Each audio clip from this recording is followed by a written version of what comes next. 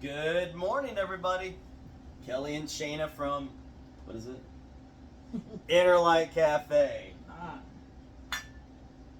So today is, I got my special. She bought this for me because she loves me. I'm unstoppable. I don't know if it was a pun on my short arms or, no, just joking. I like T-Rexes. She likes T-Rexes. That's probably why she likes me.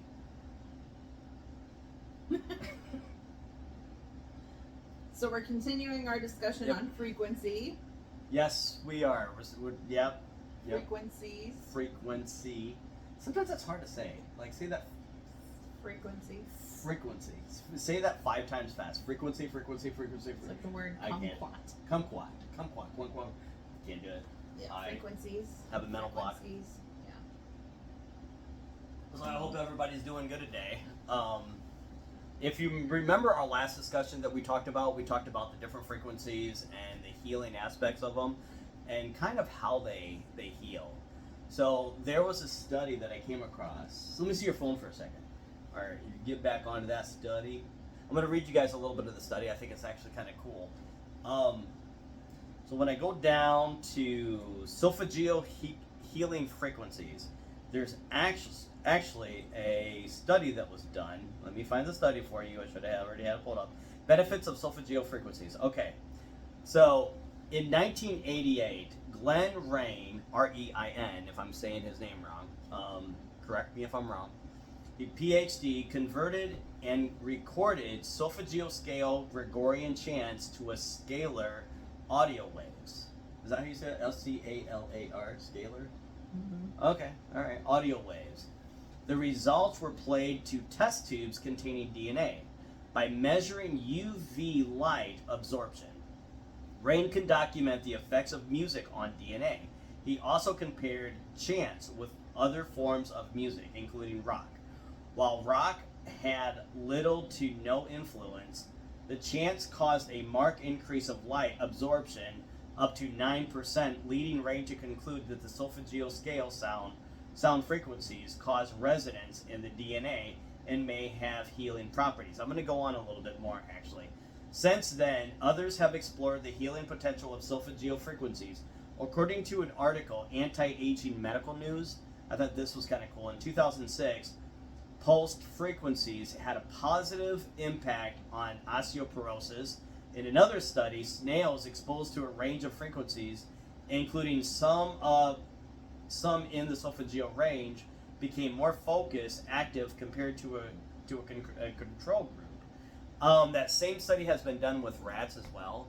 They were putting rats, and I remember the study too as well. It's not on this, but they were putting rats through a maze, and a lot of the rats, one section of rats, they had the solfeggio frequencies playing for them, like continuously. The other section of rats, or mice, whatever, they actually didn't do the solfeggio scale.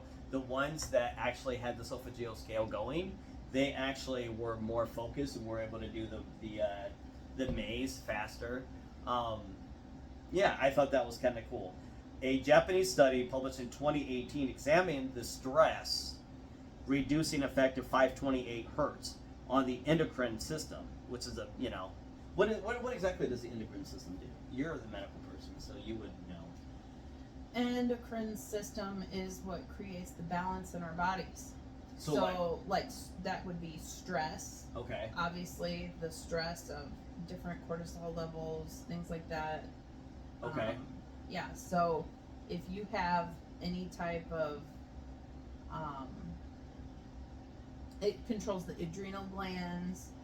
It controls, it's all part of, I think, like even thyroid, like all that. It controls our body temperatures. It controls all that stuff. Okay. All of it, all the balance of everything in the body. That's interesting that you said stress, because that makes sense. That's what they're studying, because it said the Japanese study published in 2018 examined the stress-reducing effect of 528 hertz on the endocrine system. The researchers concluded that 528 hertz music has especially strong stress-reducing effect even after only listening to it for 5 minutes.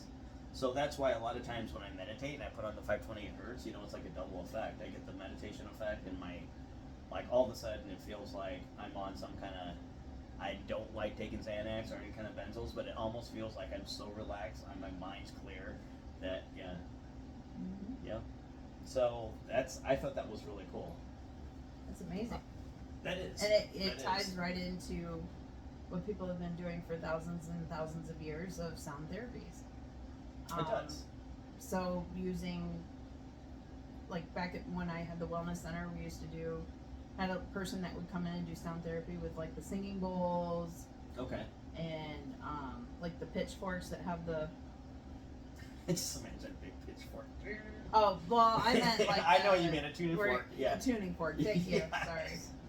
I mean, I'd probably use a pitchfork in my therapy. So. No pitchforks. But yeah, so the singing bowls are all made to different frequencies, and the tuning forks yep. are all made with different sound therapies and things like that, because ideally certain sounds and vibrations are associated with different chakras in the body, because all the organs have a frequency of their own, and so you want them all to kind of give off a nice tone so that everything is in flow and it sounds like an orchestra playing. Almost like an equal balance. Yeah. That's awesome. That's really cool that you said that, because I read an article. I can't remember, it was Wednesday or something like that. I read an article and they were talking about how some people use a tuning fork kind of like acupuncture. So they do that and acupressure. Acupressure, yeah, acupressure. So not puncture, puncture with them. That would, I don't think that would be very healing. Those things are thick. Well, I mean. Well, they're littler needles for acupuncture. No, I know, but I mean, using a tuning fork for puncture. That I don't think that would be healing. But what they do is they do that, and they on certain points of the body where you would do acupuncture, they use the tuning fork, the sound vibration, because I guess they were talking about the different organs, kind of like what you just said. Mm-hmm. So that's actually kind of cool. I mean, think about it. If you have like a knot in the back of your shoulder, like, which I know you do, but like when you get like a big knot. I don't anymore, because you actually helped that with the Reiki a long time ago when I did it. What was it? That was last year about now, wasn't it? I got bucked off the darn horse, and yeah. I know, we're reliving that trauma lately. I know, we're going back to Nashville. Think about, so the tuning fork, think about all that vibration, and then it has a point, a dulled point, and then you put it on that knot, and think about it, it would isolate it and vibrate. The frequency would vibrate. That would feel really good. That actually would feel good. I'm sitting here thinking about it, that would be. Wow. And to do it with the hot stones and doing the vibration of it. Okay. But yeah, so frequencies can help balance our bodies, help balance everything, but as on the same tone, we were talking about frequency, that it affects all this stuff with our bodies, it affects all this, our surroundings and our mood and everything like that, but if you expand on it, we were talking about how, like a dog can hear higher pitch frequencies than we can. Yeah, that's kind of cool. Her cat, Lily, I got it right. Hermione. Oh my god! I keep on calling her cat Lily. She just had a dog named Lily that just passed away, beautiful dog, and we miss her dearly. So I think that's why it comes out as Lily, because I'm used to calling Lily, come here. But Hermione. My cat was sitting on my lap yesterday, and she could see. It was like she could see somebody. You know how like if you have your cat on your lap and somebody walks up to you while your cat's on your lap, and she looks up at the person. But she was absolutely focused on looking at somebody. There was no bug. There was no nothing. You know, everything was pretty quiet and chill. But she was looking up as if somebody was walking up to me, and then she would kind of just like trace and follow, and then look back over, and then look back up. You know, it was as if somebody was walking around and looking up, or walking up. So, got a question. I think right now more than me, but have the a psychic gift. So at that time when that was going on, what did you feel? What did you personally feel? I legit thought that there was somebody maybe here. Did you? Okay. Mm-hmm. Okay. But I wasn't communicating because I wasn't in the mood. Nice. Yeah, I totally understand that. Have you ever, because I've done it before too, like where I know somebody's at my house and I'm just walking around or right by my house and right by my shoulder, just standing there, and I'm like, look, dude, not in the mood, go away, watching a movie, Mission Impossible, I'm focused. So, have you ever done that? A lot. Yes. A lot. Okay. I did But that. that brings up that whole frequency discussion about how, so if we as humans Mm-hmm. cannot see or hear a bunch of things in our reality, in not a different dimension, but in our reality, Yes. then that means that there are plants, animals, beings, whatever that can exist right along here with us that we're not going to be able to see, hear, or feel. I used to say the same because they're vibrating in a different frequency. Yeah, they're living in a different frequency than us. Now, I'm not saying dimension, I'm saying legit reality. So it like makes me think about that a lot because I really believe we could be having people living here with us in this house, in this dwelling, and we don't know.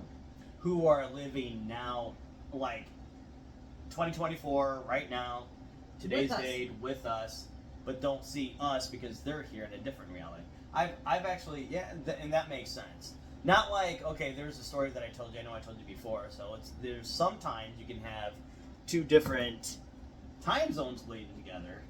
A lady told me the story that her and her mom were in the kitchen, and it was an old house from the 1700s, and they looked over to the table, the dining room, whatever, and there was like 4 or 5 people in the dining room, and they looked over at her and her mom, who were in the kitchen.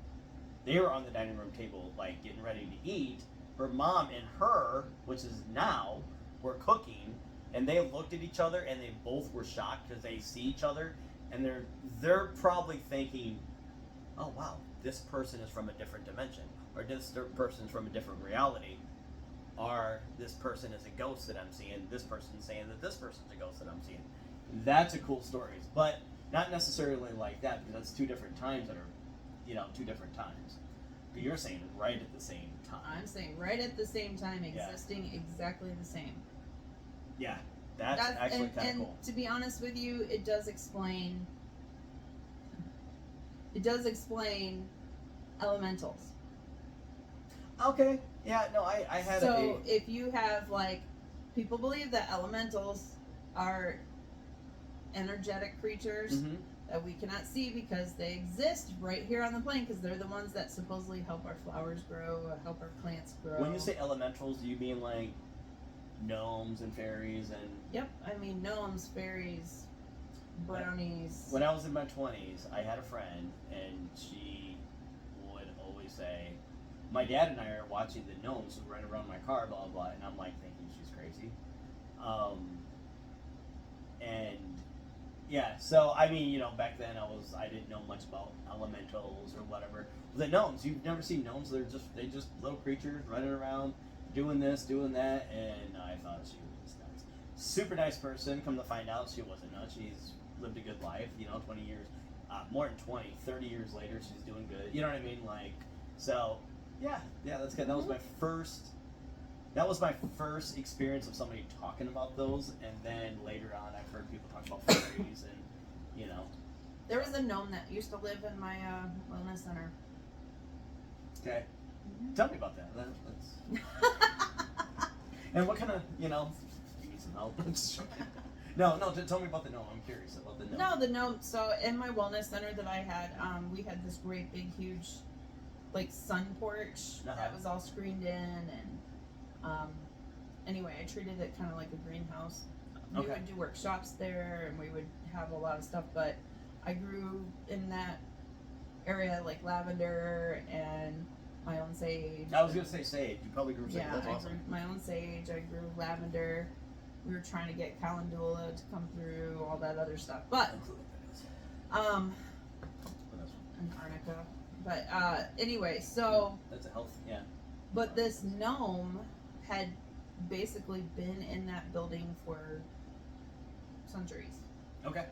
And when I first started to move stuff in, I noticed the gnome was there because things would move and things were, but I could tell that energetically that it wasn't like a paranormal type. It was a different energy. It was a different frequency. What all did you grow? I'm joking. No, we live in Indiana, babe. We can't do all that. Oh, that's right. We can't. Yeah, yeah. Anyway, so anyway, no, I mean, I would do meditations and communicate with it, and make sure that he was aware that no, we're here to help people, and that's kind of cool. So gnomes, the thought process is that gnomes are the ones who are in charge of the dirt, the rocks, the precious gems, the stones, the gold, all of that. Crystals. Gnomes are gold nuggets. Okay. Like the natural gold. And the leprechauns keep the gold. I think the leprechauns, I don't know what leprechauns do all the way, but leprechauns are elementals as well. No, so they could be that's gnomes why I was as like, well. I They actually could be thought, gnomes. I wasn't being a jerk, I was like, actually thought they had something with gold, because it's rainbow gold. But if you think about it, leprechauns are the same as, basically it's the same thing as a gnome. It's just the Irish. Oh, it's the Irish version. What's a gnome version? Is that Scottish, or is that? I don't know what the difference between what. Either way, the names gnome actually I think is German. Okay. You know what? I think you're right. Yeah. But anyway, so it could be the same type of elementals, stuff like that. Mm-hmm. And everybody always says, oh, well, if you believe in fairies and gnomes and all this other stuff, then, how does that tie in with Christianity and stuff like that? And to me, God created the earth. Mm-hmm. So these are just like the angels and the workers of making sure that the plants are growing and the water is clean and all right, I get that. The soil is fertile and no, you know I get saying? that. Like they're the ones that have kind of the energy to make sure that because I'll tell you right now, I remember learning in science class is that when you plant the seed, not all seeds bloom, right? Right. But what makes the seed actually bloom? Well, we have theories about it. We have rich soil, we have fertilizer, we have water, we have sunshine. The seed from the soil, the water helps it to soak into but still, not every seed is going to open up. No, and right. So what we haven't figured out yet is what is it exactly that makes it open up? Okay. And so we know all these things that can help it. So everybody has different theories, and one of the theories is the gnomes help it to open up. That's cool. I'm just saying. Yeah, that's cool. I mean, anyway. No, that's awesome. That's cool. Because you look at all the little tales of the fairies that go around and help the flowers to bloom. And also, too, they create the seasons. So that's just the belief. Nobody sees gnomes and fairies. I mean, some people do. I've seen a fairy, too. But instead of Snow White and the Seven Dwarfs, is it Shanna King? Shayna King and the Seven Gnomes. You're gonna punch me later, but it's okay. Well, think about it. The dwarves. Yeah. They mined. They did, didn't they? Precious gems and gold. So it's all different characters from different. Okay. Anyways, elementals. That's why we can't see elementals. That they are actually existing on our plane, supposedly helping, allegedly, whatever you believe, at a helping different frequency. All of our plants and wildlife and all this other stuff too. That makes sense. That makes sense. I mean, like, I remember one psychic talking about a fan, and I might have mentioned this in the last podcast, like the different frequencies. But a fan, you have multiple levels of fan. I mean, yeah, it's usually just high, medium, and low. But on a really good fan, you can actually just, put it on different, like, whatever. And so it's just like the blade. You see the blade going on low. You see it going a little bit faster on low. You see it going a little bit, but once it hits the high frequencies, you don't see the blade going, but you can still turn it up to even go faster and faster because it's vibrating. It's the variation. Vibrating. The frequency's a lot higher. So that's actually kind of cool. That So kinda makes sense. then we were talking about the paranormal in relationship to this frequency and the different types of paranormal, like when we go ghost hunting, the different types of what we see for like paranormal. residual hauntings, intelligent hauntings. So paraviruses, what's the other one? paranormal Parasites. So loops, energetic loops. Yeah. Which I think an energetic loop is still the same as a residual haunting, isn't it? Because a residual haunting is like a tape that keeps on playing around and around. Like, let's say. But an energetic loop can turn into a poltergeist very easily. Even if it's the same thing coming in over and over. I thought a poltergeist was an intelligent haunting. I could be wrong. An energetic loop can turn into a poltergeist and an intelligent haunting because intentions can be fed off of. Oh, I see what you're saying. Okay, so like the negativity that okay. Just like a child's doll or a teddy bear.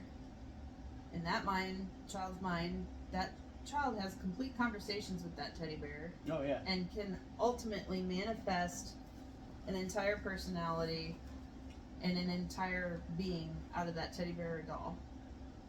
Yeah. And that energy can then create and form an actual personality for that. When I was a kid, I had a Teddy Ruxpin. Remember those? That was creepy. Those were creepy. I know, but I've always liked creepy. Even when I was a kid, like, they were cool. Did we have Teddy Ruxpin when we were kids? I don't know, you were 3 years younger than me. Probably still had them around. They're probably 3 years later. They're garage sale items, but you know. People had Furbies now. When Teddy Ruxpin is kind of like a Furby. But I don't think Furbies even exist anymore, do they? These things are old. That was 2000. This is 2000. Maybe they have some flying dinosaur. I don't know. I don't know what kind of dolls they have now. But yeah, I put a lot of intentions into that Teddy Ruxpin because I took it with me everywhere it went. Everywhere I went, I held it. I think it was 5. You know what I mean? So, but that thing probably has a lot of my energy. Like it probably did if it still exists. But so that's the difference too when you hold an item, and you're doing that where you're getting psychic readings by holding an item or whatever. Is it an imprint or is it an intentional loop or a personality? Like, do you see what I'm saying? There's different things you can get for that, but all these different frequencies. Okay. Go ahead. No, I was gonna say, I know exactly what you're talking about. Do you remember when we went to the antique store? Mm-hmm. And for some reason, I had this mass amount of energy that was in me, like I was even fast paced. We went down into the antique store, and everything into a basement, and so everything that I touched, I felt energy, and that it was a teddy bear, right? That was like the main. Yeah, thing, there was a weird looking teddy bear. Yeah, but there's these little dolls too. But the teddy bear, I felt, and it actually brought emotions and crying, like tears, because I felt the little girl Sally with that teddy bear. That was the teddy bear, right? Mm-hmm. But then later on, I realized because I heard the word Sally, it wasn't. I mean, she was part of the teddy bear, but so was the dad, because it was actually the guy's name that called her. It was the dad that called her. You know what I mean? So it was like, But everything, the table with the wine bottles, like I walked in there, I smelled pot. You didn't smell pot. I smelled pot, but then I got the feeling, you know what, this was in a college dorm. There was a lot of pot that was smoked, and I was starting to laugh with the kids. As I say kids, 18, 19-year-olds are probably in the college dorm that were smoking the pot, and then there was I felt the military thing from what was it? It was a pamphlet that talked about getting discharged, from World War II, and this is what you do. I think they also had a flag in there too. There was a flag, but it was that pamphlet I picked up, and I started going into, I felt all this, but it was probably residual. So yeah. But those items, the teddy bear and stuff like that, could be residual too. I'm talking about when you start getting into haunted items. Oh yeah, yeah. They could take on their own personality, kind of. Yeah. But so Robert this is all goes back to frequency. Yep, Like it there's does. different types of paranormal stuff. What Kelly was talking about earlier with the time, we know that us humans like to make everything linear, straight, easy, forward, backwards. Like we like to move in straight lines, but the point is that time, space, all of that is actually a spiral. Yeah. So it all comes and meets, or it's spherical. So it all kind of wraps around and comes back and meets at different points. Mm-hmm. Yeah, But yeah, that's so awesome. then we start talking about extraterrestrials. Yes, and this kind of gets a little weird, as our conversations don't. All the time. But yeah. Let me fill me in, or fill them in about the extraterrestrials. You already filled me in. What your thoughts about that was? Well, I'm just saying that extraterrestrials could be living here with us this whole time on just at a frequency that we can't see and that we don't know. I agree with that, but I also think that because but they also don't have to be in that frequency. For example, people do see, feel, and touch. You've been touched by aliens and whatever, are claimed to be if it wasn't a dream, so it's and plus the UFOs that are coming out now, that everybody's, what was it, in Congress, the whistleblower that just happened. They had the congressional hearings. Yeah, with the whistleblower that went through all the things from Area 51, what they had within the UAPs. So those are actually seen, felt, Mm-hmm. But you're saying they can also vibrate at a different frequency? Well, yeah. Okay. That's cool. Because that's how they would, cloaking. Yeah, It's cloaking. possible because of frequency. Well, the military uses cloaking frequency for some of the cloaking. They also use mirrors and cameras, which is kind of cool, but they have used frequencies. If I recall, and I think I talked about this before, that the Philadelphia experiment, one of my favorite actual experiments of the military, they utilize different frequencies for the cloaking, and they also, it was also nuclear technology that they were trying to utilize as well, but frequencies too as well. Mm-hmm. So they kind of combine the both to try to make a boat vanish, which supposedly it did, and then it came back, and some of the people on there said, no, we went to a different different timeline. They took that and made a movie out of it. And the movie was one of my favorite movies as a kid, but the movie was, Hollywoodized. Yeah. Is that a term? It was Hollywoodized. So, yeah. It's kind of But cool. it's all frequency. Yeah, it's all frequency. So not only can we use it to heal, all that stuff, but understanding the frequency and then just basically using it to aid us and heal us and move us forward. So Just like frequency is used when you're doing readings. Yeah, exactly. You told me a little bit about that. Go ahead and talk about that. So like when you're doing readings for people, I always tell everybody too that not to use their own energy. Don't use your own energy, because you are not the energy source. In order to do a reading for somebody and have a channel for somebody, the person you're trying to communicate has to have energy, and the person who is wanting to receive that communication has to have energy. And if these two don't have high enough energy, the reading should not happen.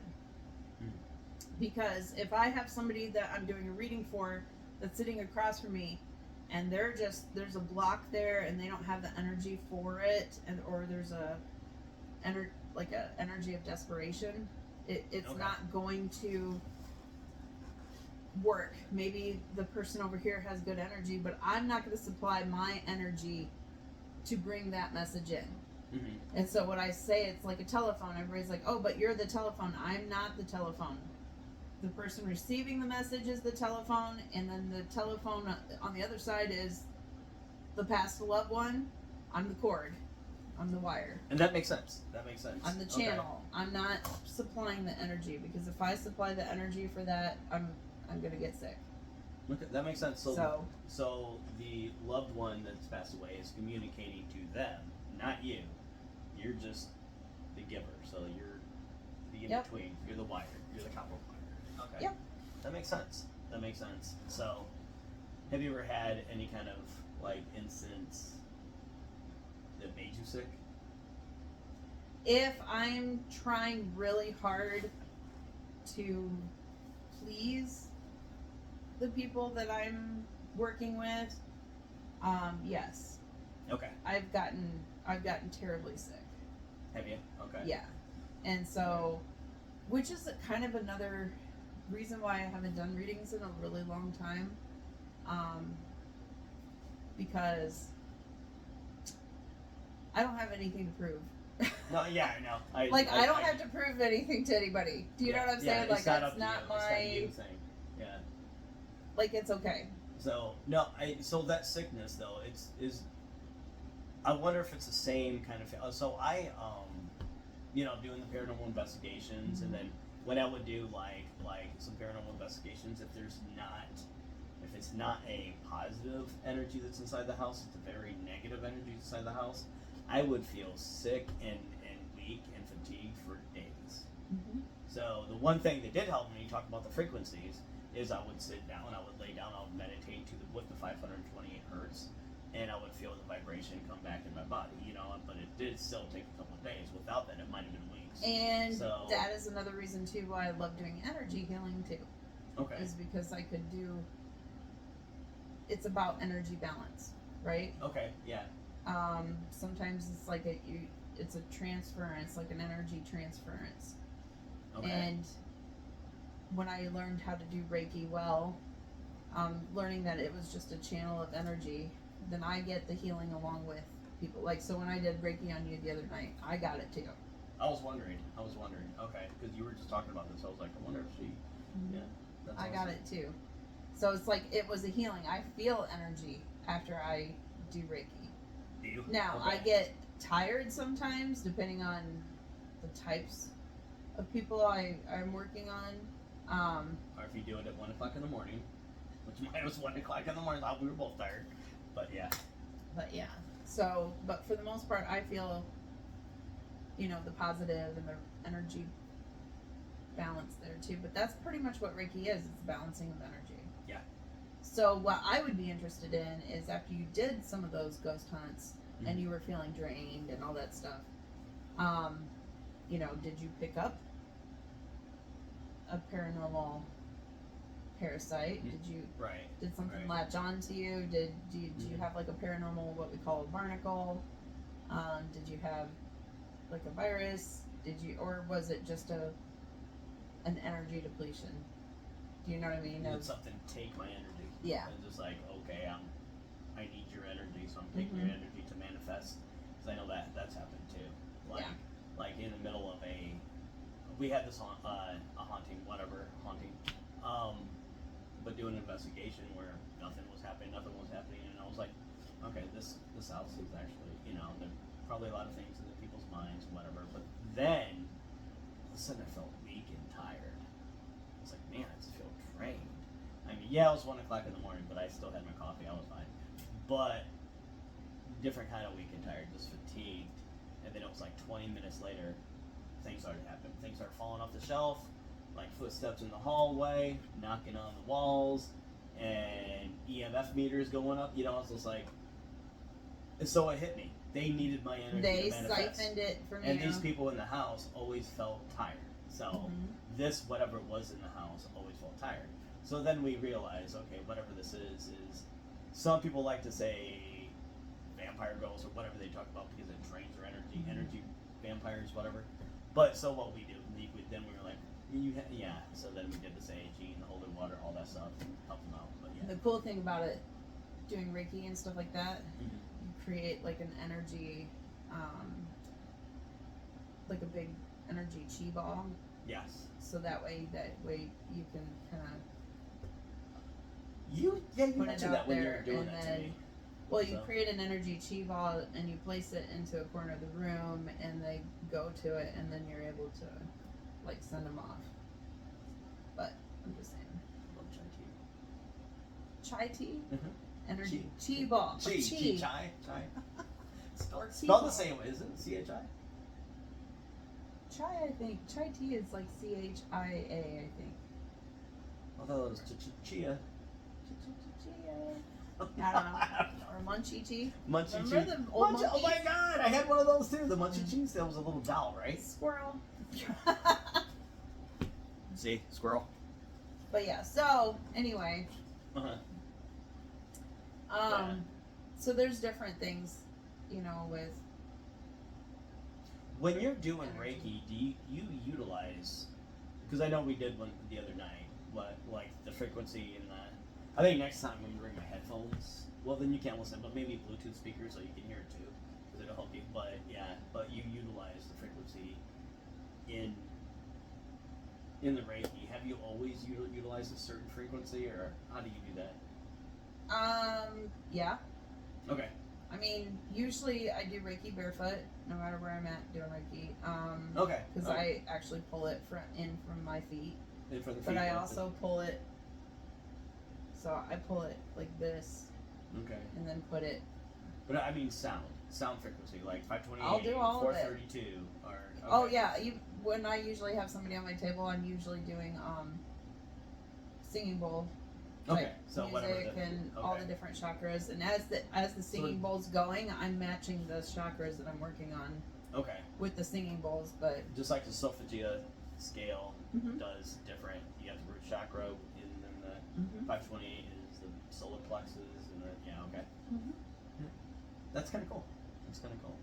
So it's kind of neat that like the frequency healing, like it's been utilized way back when the Gregorian chants, is that how you say Mhm. it? With the Gregorian chants, and then it hasn't, and then it kind of like, I mean, we've been utilizing it, but now they're doing tests and studies with it, scientific tests and scientific studies and to see, showing that hey, there's does this actual. this evidence that it actually works. I think it's awesome.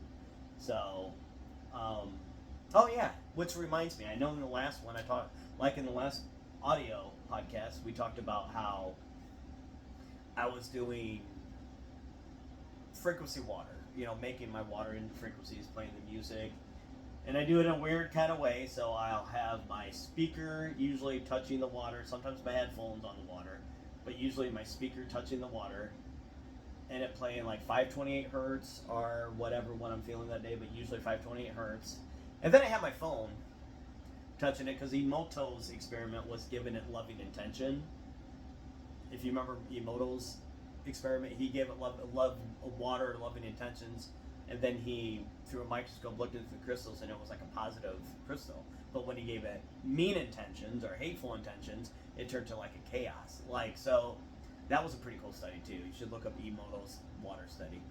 But so I'll put my phone on loving or whatever positive affirmations onto it. So I got the frequency music hitting it, and then I got the affirmations hitting the water. And then you pray over it. And then I pray over it, and then I take it up. I mean, I guess you would call it pray, because I try to give it loving white light. I imagine the white light going through the water, and just it being empowered into the water, and then like me giving it loving intentions and healing intentions and physical healing and manifestation and stuff like that into the water. So I've been doing it for over a week and a half, probably a week and a half now, at least. I mean, that's the least. And I know that you asked me what I feel and what I'm doing. I feel a little bit more positive and everything through it, but that to me, because this is a study for me, I'm trying to like do it as a study. I'm trying to figure it out. So that to me could be a placebo effect, but what you have seen is the real indicator. So what have you seen? I think that it's working. I mean, I think that Well, it's working how? Well, I feel like you're more relaxed. You're more Okay. positive. All Things that yes. things that would normally make you kind of pop off, you don't.